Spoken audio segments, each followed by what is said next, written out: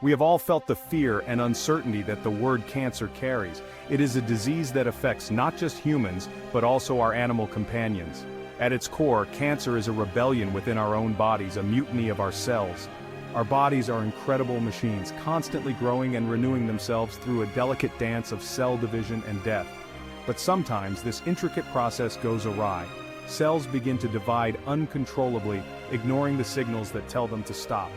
These rogue cells, multiplying without purpose, form tumors that can invade nearby tissues and disrupt the normal functioning of our organs.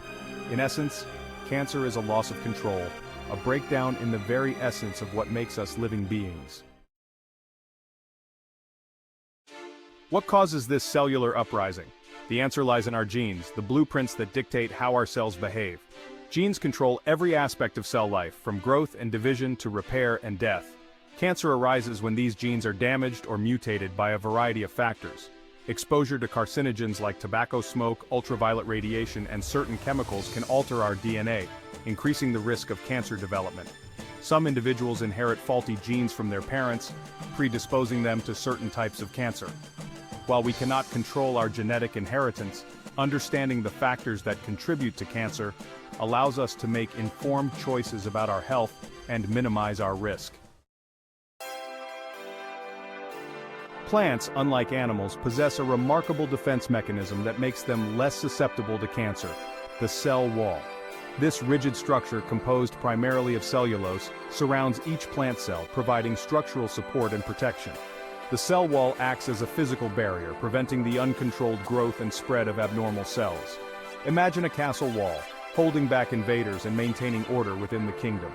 This structural integrity, absent in animal cells, is a key reason why plants are less prone to developing cancers that resemble those found in humans and animals.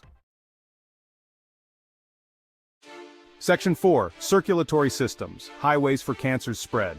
Another crucial difference lies in the circulatory systems of plants and animals. Animals possess a complex network of blood vessels that transport nutrients, oxygen, and unfortunately cancerous cells throughout the body.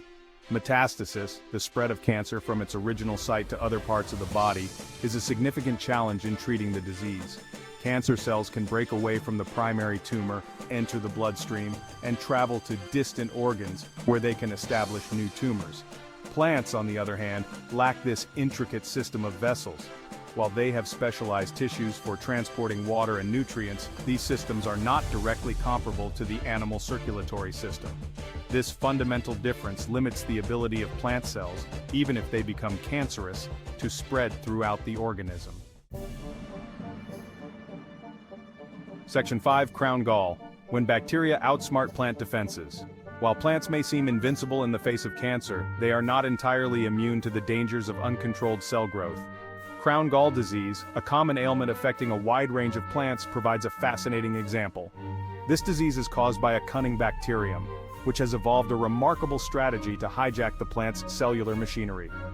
The bacterium infects the plant through wounds, inserting a piece of its own DNA into the plant's genome. This foreign DNA carries genes that induce the plant cells to divide uncontrollably, forming tumor-like growths called galls. These galls, while not true cancers in the same sense as those found in animals, demonstrate that plants are not entirely immune to the disruption of their cellular regulation. Section 6. The resilience of plants, containing the threat. Despite the occasional challenge posed by diseases like crown gall, plants have an impressive ability to contain and isolate damaged tissues. Unlike animals, which rely on complex immune systems to fight off infections and abnormal cells, plants employ a more localized approach. When a plant cell becomes damaged or infected, it can essentially seal itself off from its neighbors, preventing the spread of the problem. This process, known as compartmentalization, is a testament to the remarkable resilience of plants. By sacrificing a small number of cells, the plant can protect the rest of its tissues from harm. This ability to contain damage, coupled with the structural integrity of their cell walls and the lack of a circulatory system comparable to animals, makes plants remarkably resistant to the development and spread of cancers as we know them.